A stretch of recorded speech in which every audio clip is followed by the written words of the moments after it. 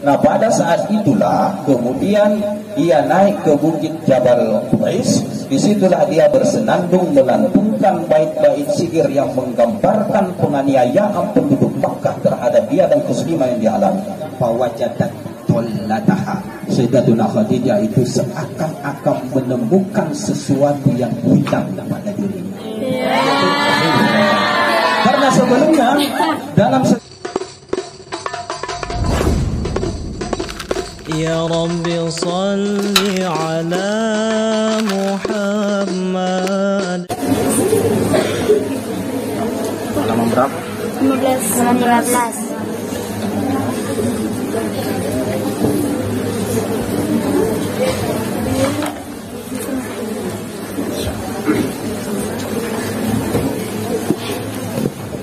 Bismillahirrahmanirrahim. Alhamdulillah wassalatu wassalamu ala Rasulillah wa ala alihi wa sahbihi wa mawala wa ba'du. Inna asdaqal hadis kitabullah wa khairal hadi hadi Muhammadin sallallahu alaihi wasallam wa syarrul umuri muhdatsatuha wa kullu muhdatsatin ya'ni laisa fi dinillahi bid'ah wa kullu bid'atin dhalalah. Rabbi yassir wa la tu'assir, rabbi tammin bi khair.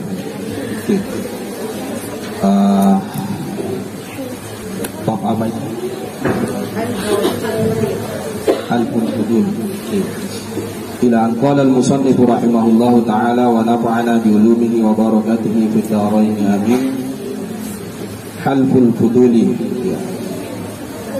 sumpah yang istimewa, ya, sumpah mulia, bahasa mafhumnya seperti itu. Ya, silakan siapa mau baca?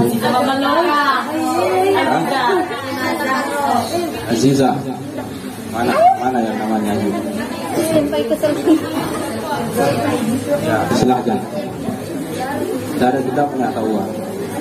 Yang ada kitabnya siapa? Nah, Fatimah Azhar. Yang mana orangnya? Ya, silakan.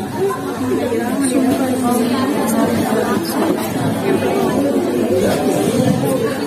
Bismillahirrahmanirrahim.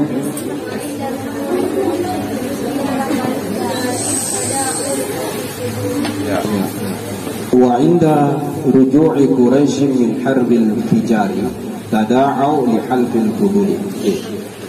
Wa inda, dan ketika kembalinya orang-orang Quraisy dari peperangan Fijar, tada'au, mereka pun saling memanggil, saling mengajak li halqil fuduli, untuk sumpah yang mulia ini. Pembahasan kita sekarang terkait dengan sumpah yang mulia yang terjadi pada zaman itu sebelum Rasul Sallallahu Alaihi Wasallam diangkat menjadi nabi.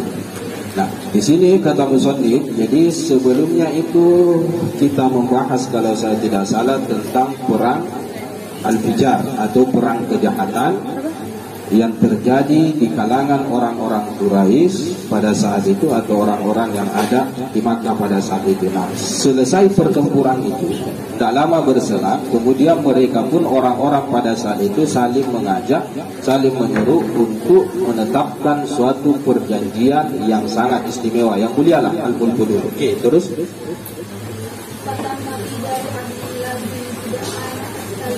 Ya, fatamma, maka sempurnalah, ya, perjanjian tersebut itu fi dari Abdullah bin Jud'an, pada rumahnya Abdullah bin Jud'an.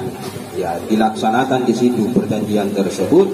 Kenapa memilih rumah Abdullah bin Jud'an At-Tamimi dalam sejarahnya? Karena beliau orang yang sangat dituakan pada saat itu, dan termasuk orang yang rikohnya itu kepada sesama itu luar biasa sekali. Sayangnya kepada sesama luar biasa sekali. Oke. Terus.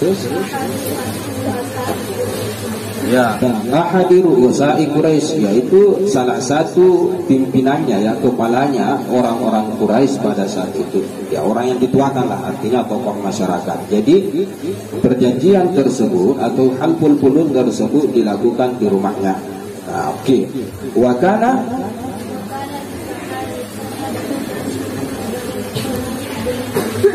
ya, wadana al-mutahalifuna, dan adalah orang yang saling bersumpah pada saat itu adalah Bani Hashim, yaitu Bani Hashim wa Banil Muttalib dan Bani Muttalib, wa Bani Abdi Manaf dan Bani Abdi Manaf, wa Bani Asad bin Abdul Uzza dan Bani Asad bin Abdul Uzza, wa Ibni Zuhra wa Bani Zuhra bin Kilab, wa Bani Taimi bin Murrah. Nah, jadi ada berapa marga itu? 1, 2, 3, 4, 5, 6 madhab atau 6 marga pada saat itu yang berkumpul di satu rumah untuk bersumpah.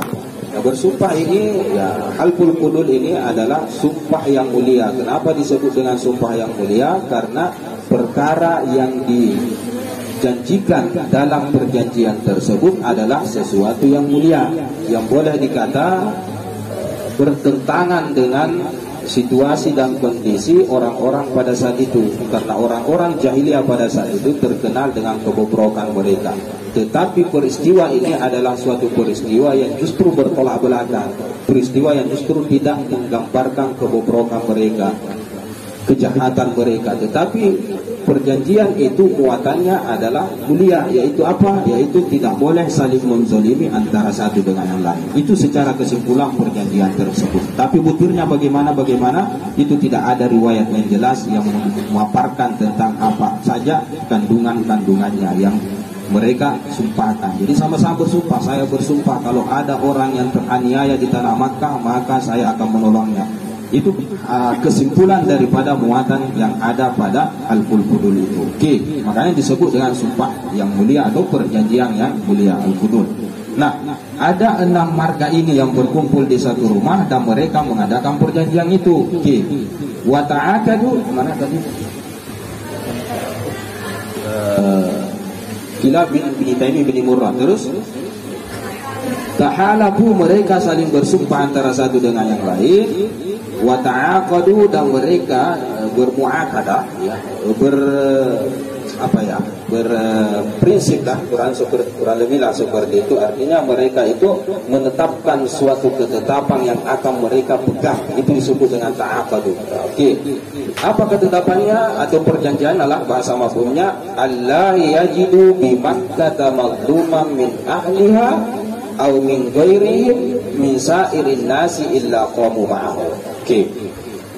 Allah untuk tidak mereka menemukan di Makkah satu orang yang dizolimi daripada penduduknya, au min ghairihim, atau yang selain daripada mereka. Artinya bukan cuma orang Makkah saja, orang yang dari luar juga kalau berada di kota Makkah.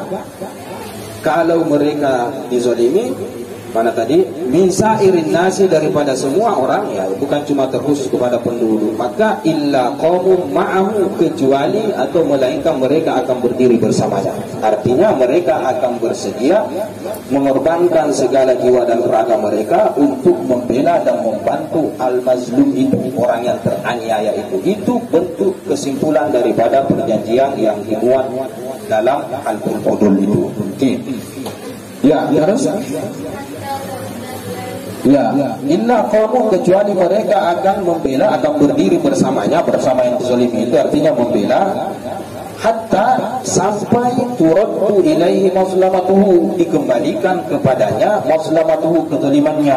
Itu bentuk perjanjiannya. Jadi kesepakatan mereka adalah bahwasanya tidaklah mereka menemukan di kota Makkah orang yang dizalimi dari penduduknya ataupun yang selain daripada penduduknya, kecuali mereka akan membela orang tersebut dan mereka akan membantu orang tersebut agar supaya kezalimannya itu hilang, dikembalikan. Itu maksudnya, itu butir perjanjian pada saat itu. Oke. Wa qad hadara hadzal halfa, dan sungguh telah menghadiri ini perjanjian ini Rasulullah alaihi salam, utusan Allah alaihi salam, yaitu Rasulullah. Kebetulan pada saat itu Rasul sallallahu alaihi wasallam juga menyaksikan perjanjian tersebut, tetapi belum diangkat menjadi nabi pada saat itu. Oke. Terus ya, ma'amami, bersama paman-pamannya, ya, semua om-omnya juga ikut hadir di situ, ya, karena memang rata-rata orang Quraisy. Okay.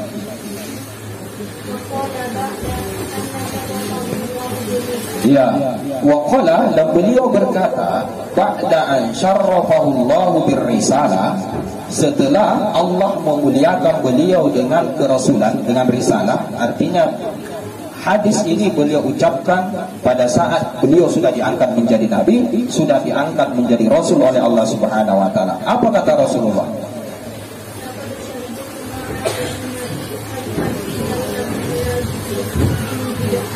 Ya, laqad syahidtu, sungguh aku telah menyaksikan ma'umumati bersama paman-pamanku halpan suatu perjanjian bidari Abdullah bin Jud'an, pada rumahnya Abdullah bin Jud'an, ma uhibbu lihi bihi humrun na'ami, yang aku tidak suka milikku atau bagiku bihi karenanya humrun na'ami, onta merah. Artinya apa? Artinya Rasul sallallahu alaihi wasallam mengatakan di sini, aku pernah menyaksikan atau menghadiri suatu perjanjian yang mana perjanjian tersebut, andai kata aku dipilihkan antara onta merah dengan perjanjian tersebut, maka aku lebih memilih untuk memilih perjanjian tersebut. Aku lebih baik mengabaikan onta merah itu. Jadi onta merah ini, anak-anakku sekalian, itu adalah sesuatu kendaraan atau barang berharga pada zaman itu. Itu disebut dengan onta merah. Jadi kalau ada orang Arab yang memiliki onta merah, berarti orang Arab itu terkenal dengan kekayaannya, terkenal sebagai seorang bangsawan. Jadi salah satu kendaraan yang dibangga-banggakan lah, yang mahal sekali harganya pada saat itu. Kalau zaman sekarang mungkin kendaraan yang paling mahal harganya ya seperti ya mobil-mobil sport seperti itu, Ferrari, BMW, Rolls, Porsche, apalagi Jaguar, Lamborghini, yang seperti itulah kalau zaman sekarang. Jadi kata Rasul sallallahu alaihi wasallam, andai aku disuruh untuk memilih mana yang saya mau pilih, antara onta merah inikah ataukah saya menghadiri perjanjian tersebut, maka Rasul sallallahu alaihi wasallam di sini mengatakan, aku tidak suka memiliki onta merah. Itu maksudnya ma uhibbu bihi humrun na'am. Walau du'itu bihi fil Islam la ajabtu. Andai kata aku dipanggil, kata Rasul sallallahu alaihi wasallam, bihi padanya fil Islam, di dalam keislaman, artinya setelah Islam ini resmi legal, sudah sukses, dan ada orang yang memanggil aku, mengundang aku untuk menghadiri perjanjian yang seperti ini, la ajabtu, maka aku akan jawab panggilan tersebut, aku akan terima panggilan tersebut, ya, karena memang Rasul sallallahu alaihi wasallam diutus rahmatan lil alamin, rahmat bagi semesta alam. Rahmat adalah kasih sayang. Orang terzalimi itu bukan orang yang dikasih sayang, itu bahasa kasarnya seperti itu. Kalau ada orang yang dizalimi, berarti ya, pada saat itu sebenarnya tidak ada kasih sayang. Jadi Rasul sallallahu alaihi wasallam sebagai utusan yang diutus rahmat bagi semesta alam, yang diantara rahmatnya adalah kasih sayang kepada sesama manusia, tidak boleh saling menzalimi dan semacamnya, maka pasti dia akan terima itu. Nah, ini yang dimaksud oleh Rasul sallallahu alaihi wasallam. Aku akan menjawab itu karena memang misi Rasul sallallahu alaihi wasallam berkasih sayang antara sesama. Oke. Kenapa demikian ya? Kenapa, apa sih sebenarnya yang membuat munculnya atau terjadinya perjanjian halful fudul ini? Dalam sejarahnya itu dikatakan bahwa ada seorang laki-laki daripada marga Zubair, kalau saya tidak salah. Marga Zubair itu atau marga apa? Kalau tidak salah, seorang laki-laki dari marga Zubair. Dia datang ke kota Makkah, jadi dia pendatang, datang ke kota Makkah bersama barang dagangannya, perniagaannya. Nah, sesampai di kota Makkah, ya berdaganglah dia, berniaga seperti biasanya. Nah, pada saat itu ada yang membeli barangnya. Yang membeli barangnya itu adalah As bin Wa'il, seorang Quraisy pada saat itu. Nah, beli barangnya itu, tetapi ternyata As bin Wa'il ini tidak memberikan timbal baliknya. Jadi hanya barangnya saja yang diambil, sementara tidak ada yang dia serahkan kepada laki-laki tersebut. Nah, ditagih oleh laki-laki tersebut, dia mengelak. Dia mengelak, dia tidak mau kasih. Ya, inilah bentuk penganiayaan, bentuk penzoliman. Jadi mungkin merasa dia mentang-mentang tinggal di kota Makkah, ini orang ini pendatang, jadi seenaknya saja dia tindas, dia perlakukan seperti itu. Ketika ditagih dia tidak mau bayar itu. Nah, si laki-laki tersebut pun merasa teraniaya dan dia tidak kuasa lagi untuk menagih si As bin Wa'il ini. Akhirnya dia berharap jangan sampai ada marga-marga yang lain yang bisa membantu dia untuk menagih utangnya lah, bahasa kasarnya seperti itu, untuk menagih haknya yang ada pada Asbin Wa'il. Banyak itu dia datangi dalam sejarahnya itu. Dia datang kepada Bani Adi, dia datang kepada marga-marga yang lain, tapi semua marga-marga yang lain ini yang dia minta pembelaan, yang dia minta agar supaya ya ditagihkan, tolong, ataukah dibayar, ataukah kalian saja yang gantikan, karena kalian ini orang baik, ya cukup kalian saja yang gantikan, ya biarlah dia ambil itu barang saya. Kan begitu maksud keinginan dia. Jangan sampai ada marga-marga yang lain yang berbaik hati, yang mana marga itu adalah marganya si Asbin Wa'il itu. Tetapi dari semua marga yang dia datangi, yang dia harapkan agar membantu dia itu, ternyata tidak ada yang menggubris keinginan dia. Nah, pada saat itulah kemudian dia naik ke bukit Jabal Qubais. Disitulah dia bersenandung melantunkan bait-bait sihir yang menggambarkan penganiayaan penduduk Makkah terhadap dia dan kesuliman yang dia alami. Ketika dia berlantun bersyair pada saat itu lewat Zubair, paman Rasul sallallahu alaihi wasallam. Dia lihat dan dia dengar bait-bait syair itu. Kemudian dia langsung mengatakan, oh ini tidak bisa ditinggalkan, ini tidak bisa dibiarkan, ini kata paman Rasul sallallahu alaihi wasallam, Zubair bin Abdul Muttalib. Nah, akhirnya dialah yang berinisiatif untuk mengajak semua penduduk Makkah, marga-marga yang ada di Makkah, untuk melakukan perjanjian Al-Fudul. Pokoknya semuanya sepakat tidak boleh ada orang yang dizolimi di kota Makkah. Ini tidak bisa dibiarkan. Terjadilah peristiwa perjanjian ini. Nah, ini maksudnya. Jadi Rasul sallallahu alaihi wasallam sangat menyambut positif peristiwa Halful Fudul ini. Bahkan sampai beliau mengatakan, andai kata aku di dalam Islam diajak kepada hal-hal yang seperti ini, maka aku akan ajab itu, aku akan ijabah itu, aku akan kabulkan. Oke, terus wadalika, dan yang demikian itu ya li'annahu, karena sesungguhnya beliau Rasul sallallahu alaihi wasallam mab'usun bimakarimil akhlak. Beliau itu diutus untuk menyempurnakan akhlak-akhlak yang mulia. Nah, itu dia, diutus untuk akhlak-akhlak mulia. Karena memang misi Rasul sallallahu alaihi wasallam adalah menebarkan akhlak-akhlak yang baik, yang mulia kepada semesta alam. Itulah misinya. Dalam sabdanya dikatakan, beliau mengatakan begini, innama bu'istu liutammima makarimal akhlak. Sesungguhnya aku ini dilantik untuk menyempurnakan akhlak-akhlak yang mulia. Itu misi Rasul sallallahu alaihi wasallam.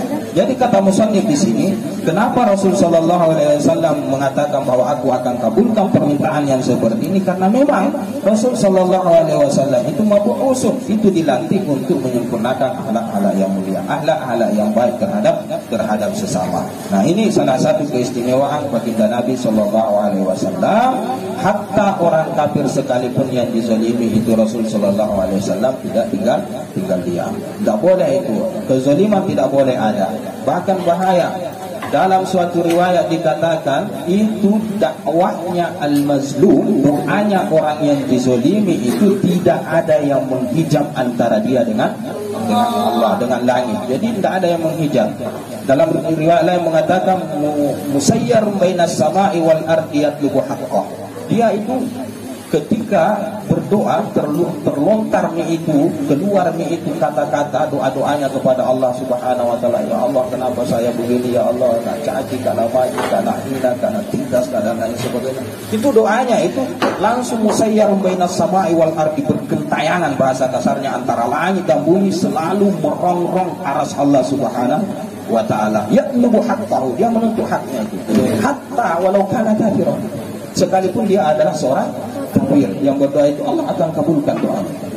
Itu saking tidak bolehnya kita menganiaya antara satu dengan yang lain. Itu ajaran agama kita yang sangat indah yang diterapkan oleh Rasul sallallahu alaihi wasallam dan diteruskan oleh para sahabat-sahabat Rasul sallallahu alaihi wasallam. Makarimul akhlak, akhlak yang baik, salah satunya yaitu tidak boleh saling menzalimi. Az-zulmu dalam satu riwayat zulumatu yaumal qiyamah. Kezaliman itu adalah kegelapan di hari kiamat. Jadi orang yang selalu melakukan kezaliman selama dia di dunia, maka di akhirat kelak itu dia akan berada pada kegelapan yang tidak tentu arah, dan ujung-ujungnya akan dimasukkan ke dalam neraka. banyak sekali riwayat-riwayat yang berkenaan dengan masalah al-zulmu ini, kezaliman ini. Jadi tidak boleh kita melakukan kezaliman antara satu dengan lain, hatta kepada orang kafir sekalipun, selama dia tunduk dalam pemerintahan Islam atau yang disebut dengan kafir zimmi, kecuali kafir Arabi. Tadi cerita itu, kalau kafir Arabi kita dianjurkan untuk memerangi mereka. Sementara kafir yang kita hidup berhukum romantis dalam satu tatanan negara, dalam satu aturan undang-undang Islam, maka orang-orang yang seperti ini tidak boleh diabaikan. Bahkan dosa kalau kita kenyang sementara tetangga kita orang Yahudi, orang Nasrani yang kelaparan. Tidak boleh seperti itu. Itu hak antara sesama. Terus wahaza, dan ini artinya perjanjian ini, halful fudul ini minha, termasuk darinya, termasuk daripada makarimil akhlak, termasuk daripada makarimil akhlak ini, mulia sekali.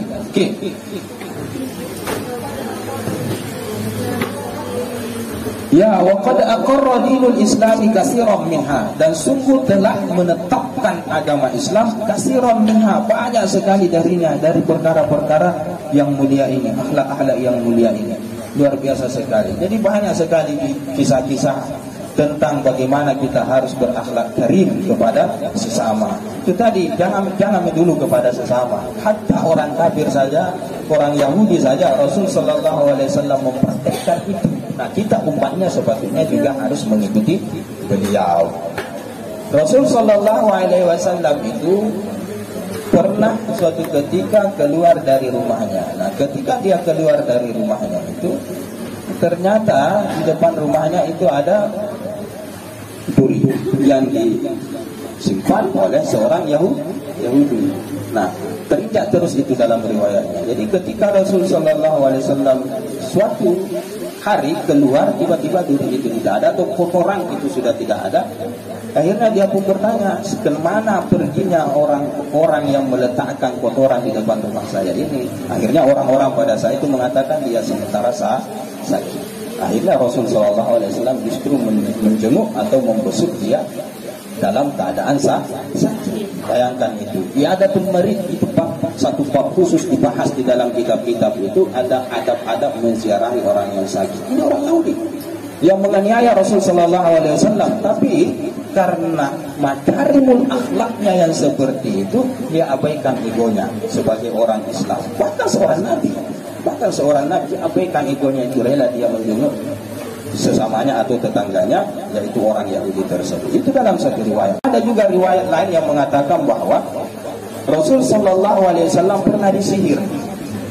Nah, ternyata orang yang menyihir itu adalah orang Yahudi.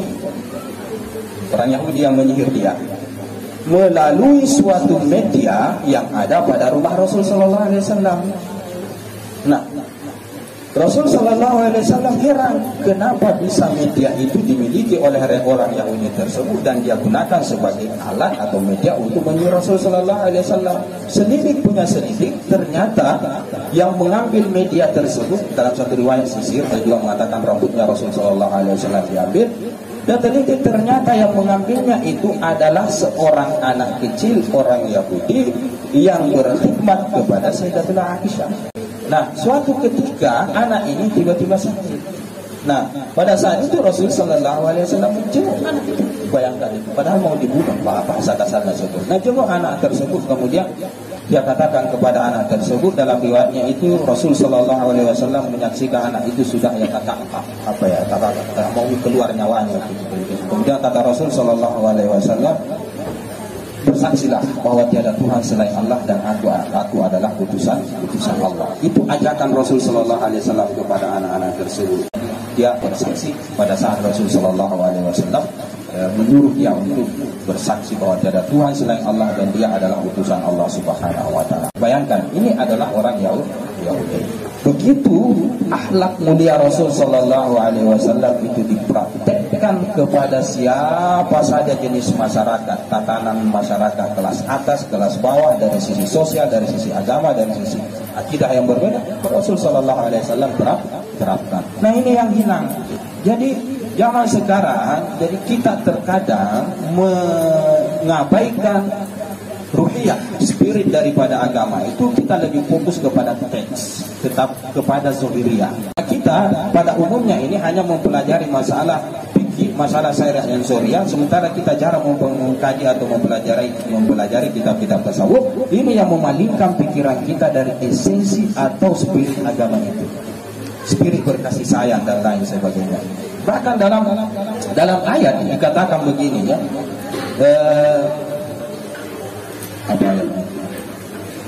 Ada ayat yang kurang lebih mengatakan, jangan kalian mencaci maki orang Yahudi, orang yang tidak menyembah. Jangan caci maki. Dalam ayat itu mengatakan, fayasubbullaha udwana, maka dia akan mencela, mencaci maki Allah sebagai bentuk kebencian. Maksudnya apa?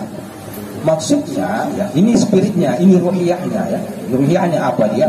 Jangan kita memulai sesuatu yang tidak baik. Kalau kita memulai sesuatu, kita berinteraksi dengan orang-orang kafir, orang-orang Yahudi, orang Nasrani dengan ego kita, dengan pengetahuan kita, kamu kafir, kamu kan orang Nasrani, kamu. Kita berinteraksi menggunakan itu. Ya, maka itu pasti akan memancing orang lain akan mencela agama kita. Masa Islam begitu, masa akhirnya dicela lah. Quran ini tidak baik, Allah ini akhirnya dicela seperti itu. Ini maksudnya. Jadi dalam berinteraksi terhadap sesama, tampakkan akhlak yang mulia itu. Ini yang dipraktikkan oleh Rasul Sallallahu Alaihi Wasallam yang tergambarkan dalam riwayat ini.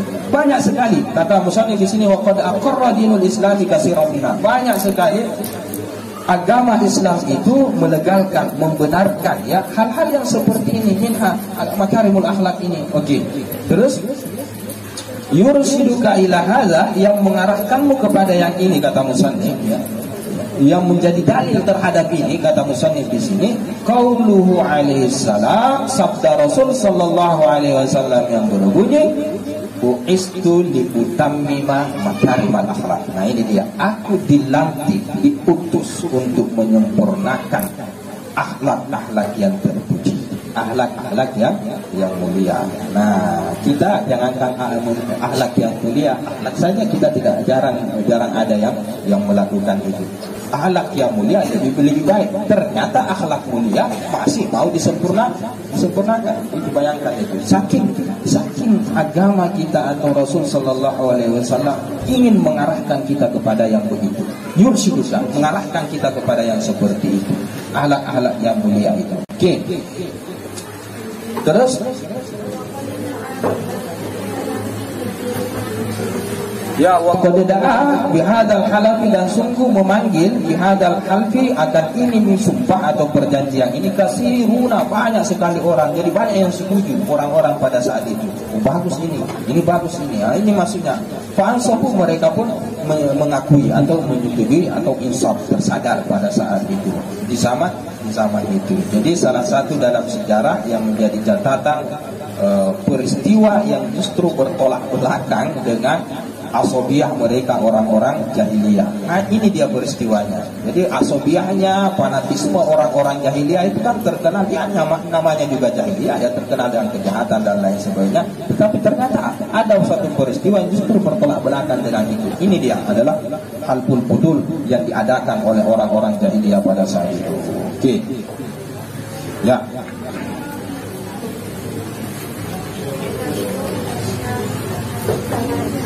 Oke, habis halqul fudul. Sekarang rihlatu ila Syami al-marrata tsaniyah. Rihlahnya Rasul sallallahu alaihi wasallam ila Syam, ke negeri Syam, al-marrata tsaniyah, yang kali kedua kalinya. Ini perjalanan untuk yang kedua kalinya. Perjalanan yang pertama pada saat apa namanya?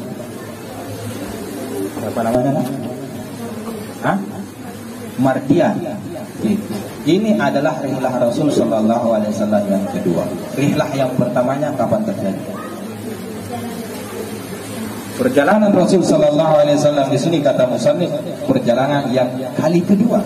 Nah saya mau tanya, perjalanan yang pertama kalinya itu kapan terjadi? Mardiyah. Kapan terjadi? Berarti pernah sebelumnya Rasul Sallallahu Alaihi Wasallam ke negeri Syam. Oke, kapan itu terjadi? Ya, kita saja. Hah? Hah? Ya? Hah? Oh, baru tahu salah. Oke, yang di sampingnya. Siapa namanya? Hah? Amin. Amel. Amalia. Amel. Amalia. Oke, Amel. Baru naik juga? Hah? Kapan rihlah Rasul sallallahu alaihi wasallam ke negeri Syam yang pertama kali? Kapan itu terjadi? Amin. 12 tahun. Apa? 12 tahun. Maksudnya? 12 tahun. Apa 12 tahun? Pada saat berdagang. Hah? Pada saat berdagang. Pada saat berdagang. 12 tahun. 12 tahun. Pada saat 12 tahun, pada saat berdagang. Masa anak kecil pergi berdagang? Hah? Pergi dalam rangka perdagangan bersama pamannya dalam usia 12 tahun pada pembahasan yang lalu, tetapi tidak sampai masuk ke kota Syam. Kenapa? Karena disuruh pulang, berpapasan dengan seorang rahib, yang rahib itu mengatakan bahwa pulang ini kemenakanmu ini Abi Thalib, karena bahaya ini kalau orang tahu orang-orang Yahudi. Nah itu kisahnya yang kali pertama Rasulullah SAW ke negeri Syam. Oke, sekarang kita masuk kepada pembahasan rihlah beliau untuk yang kedua kalinya ke negeri Syam. Nah di sini Rasulullah SAW sudah dewasa. Oke, terus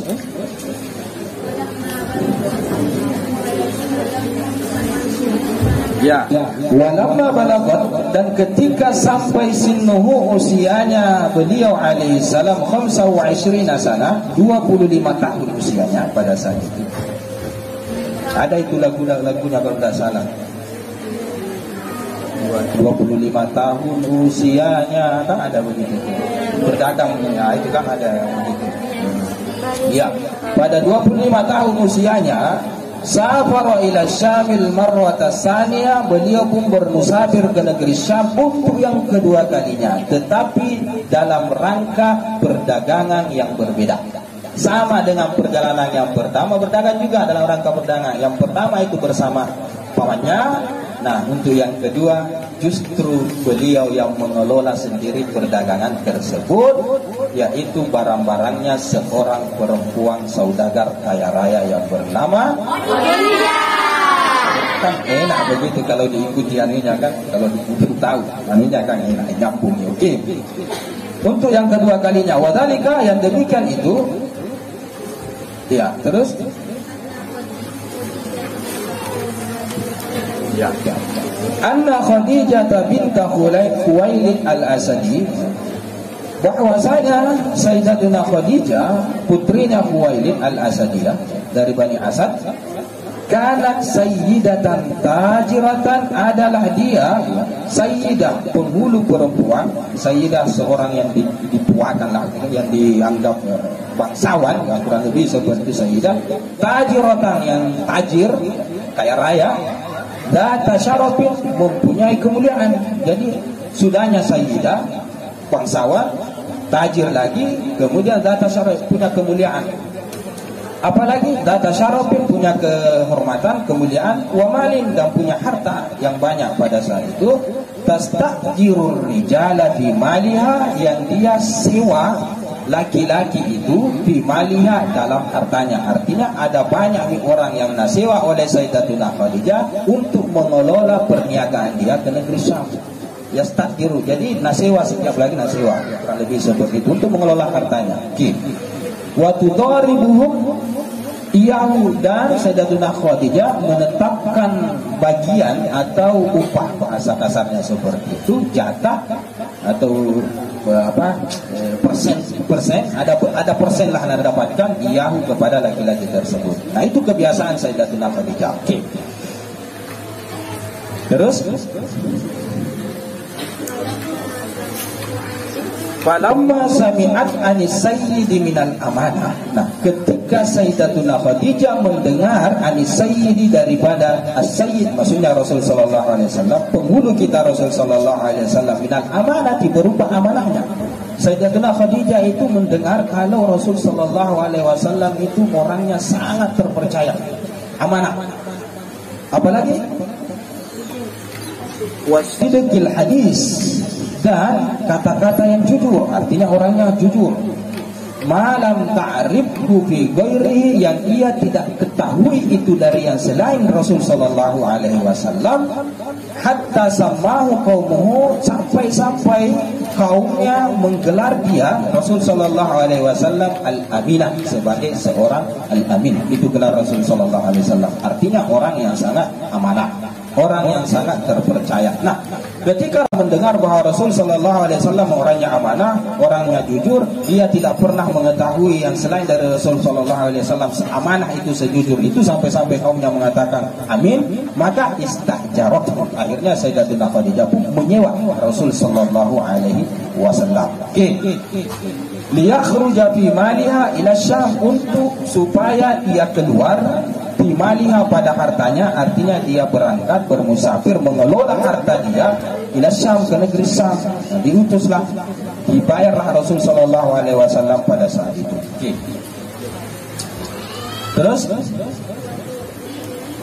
ila Syami tajiran, dalam keadaan berdagang, wa tu'tihi, ya wa tu'tiyahu, dan Sayyidatuna Khadijah memberikan dia Rasul sallallahu alaihi wasallam afdhala ma kanat tu'ti ghairahu, yang paling afdalnya apa yang telah ia berikan kepada yang selain Rasul sallallahu alaihi wasallam. Jadi Rasul sallallahu alaihi wasallam itu diperlakukan istimewa oleh Sayyidatuna Khadijah. Bahasa kasar kita, diberikan tawaran kepada Rasul sallallahu alaihi wasallam dengan presentasi yang melebihi orang-orang yang pernah disewa oleh Sayyidatuna Khadijah untuk mengelola perniagaannya ke negeri Syam. Nah, itu dia. Jadi saya ganti kamu agak tinggi-tinggi sedikit, bawa harta saya, dagangkan ke sana. Oke.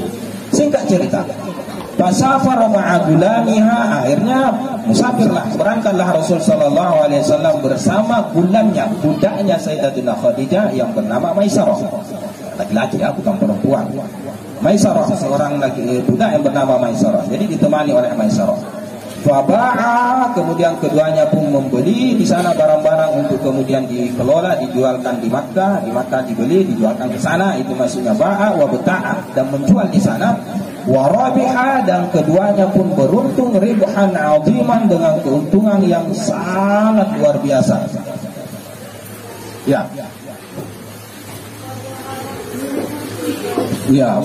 Wa zahara li sayyidil karim, dan tampaklah bagi penghulu kita yang mulia, artinya Rasul sallallahu alaihi wasallam, fi hadhihi safarah, pada perjalanan ini, minal barakati, berupa berkah-berkah yang banyak, mahabbahu fi qalbi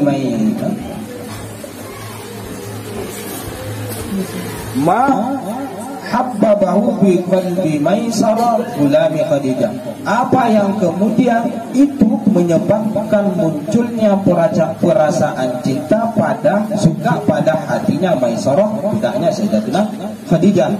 Jadi keberkahan yang luar biasa, keuntungan yang sangat besar yang diterima oleh Rasul sallallahu alaihi wasallam dan Maisarah ketika berdagang berniaga, itu yang kemudian membuat Maisarah itu suka kepada Rasul sallallahu alaihi wasallam. Bahkan dalam sejarahnya dikatakan Sayyidatuna Khadijah ketika pulang Rasul sallallahu alaihi wasallam ke Makkah membawa barang perniagaan, itu dia kaget dengan keuntungan yang berlipat-lipat ganda yang didapatkan oleh Rasul sallallahu alaihi wasallam bersama budaknya. Tidak pernah sebelumnya Sayyidatuna Khadijah mengalami keuntungan yang sangat besar. Sebelumnya orang-orang yang disewa itu tidak seperti keuntungan yang dialami oleh Rasul sallallahu alaihi wasallam. Nah, di samping itu juga, setelah dia kaget Sayyidatuna Khadijah melihat keuntungan luar biasa, ditambah lagi Maisarah itu menceritakan hal-hal yang luar biasa yang dia saksikan, pengalaman dia bersama Rasul sallallahu alaihi wasallam dalam berdagang, termasuk akhlak Rasul sallallahu alaihi wasallam, termasuk wibawa Rasul sallallahu alaihi wasallam, termasuk panutan Rasul sallallahu alaihi wasallam, pengidolaan Rasul sallallahu alaihi wasallam, akhlak yang banyak, berkah yang banyak. Bahkan malaikat nalihat oleh Maisarah itu menaungi Rasul sallallahu alaihi wasallam. Nah, ceritakan tambah-tambahin Maisarah. Nah, pada saat itu semakin kaget Sayyidatuna Khadijah, dan kemudian timbullah dalam dirinya benih-benih cinta. Bahkan dalam ibarah Ar-Rahiqul Maktum itu dikatakan fawajadat tollataha. Sayyidatuna Khadijah itu seakan-akan menemukan sesuatu yang hilang pada dirinya. Karena sebelumnya dalam sejarahnya Sayyidatuna Khadijah itu boleh dikata puluhan orang yang melamar beliau karena dia sayyidah, dia mulia, dia tajir, dia pokoknya cantik dan lain sebagainya. Jadi wajar kalau banyak laki-laki yang suka sama dia datang melamar. Maka yang melamar ini dalam riwayatnya bukan orang-orang biasa, para penghulu besar, orang kaya raya, bangsawan, tapi semua itu ditolak oleh Sayyidatuna Khadijah. Seakan-akan beliau itu sedang mencari sesuatu. Nah inilah yang disebut dalam tolak, sesuatu yang hilang. Ketika Rasulullah SAW dengan Maisarah pulang melihat keberkahan, keuntungan yang luar biasa, cerita-cerita aneh, akhlak Rasulullah SAW yang didengar dan lain sebagainya. Nah itulah yang kemudian membuat perasaan cinta itu mulai tumbuh. Akhirnya disuruhlah temannya yang bernama Nafisah binti Munabbih untuk menyampaikan bahasa kita salam guna. Ya begitu sejarahnya, begitu sejarahnya. Dia punya teman karib, Sayyidatuna Khadijah itu punya teman karib yang bernama Nafisah. Setelah pulangnya dari negeri Syam, muncul perasaan-perasaan yang susah dihindari, yang naluri cinta lah bahasa kasarnya seperti itu. Akhirnya dia panggil teman yang bernama Nafisah. Dalam ibarah Rahikul Maktum itu dikatakan yufatihuha, dan dia menyuruh coba buka, yufatihuha artinya coba buka jalannya, buka hati Rasul Sallallahu Alaihi Wasallam itu agar dia suka sama saya. Bahasa kasarnya seperti itu. Akhirnya Nafisah pun memberanikan diri karena ini teman karibnya, memberanikan diri menghadap kepada Rasul Sallallahu Alaihi Wasallam, ya menyampaikan apa yang diinginkan oleh saudagar kaya raya itu, artinya tuannya itu Sayyidatuna Khadijah. Nah pada saat itu Rasul Sallallahu Alaihi Wasallam langsung mengiyakan. Akhirnya disampaikan kepada paman-pamannya. Nah paman-pamannya inilah yang kemudian datang kepada Tuwaini, bapaknya Sayyidatuna Khadijah, melamarkan Sayyidatuna Khadijah untuk Rasul Sallallahu Alaihi Wasallam. Ya, dewas kami. Jadi sampai di situ saja dulu. Pertemuan yang berikutnya adalah Zawaju Khadijah, menikahnya Rasul Sallallahu Alaihi Wasallam dengan Sayyidatuna Khadijah, istri tercinta. Ya, baca doa.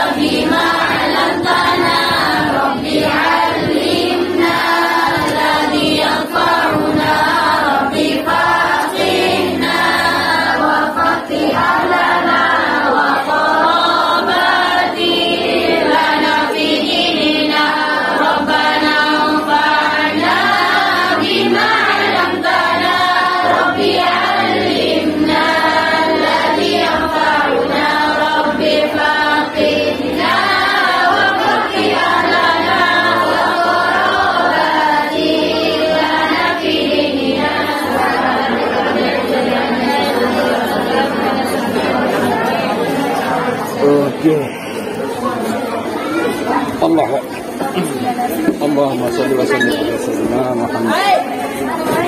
Ya Rabbi salli alaihi wa sallim.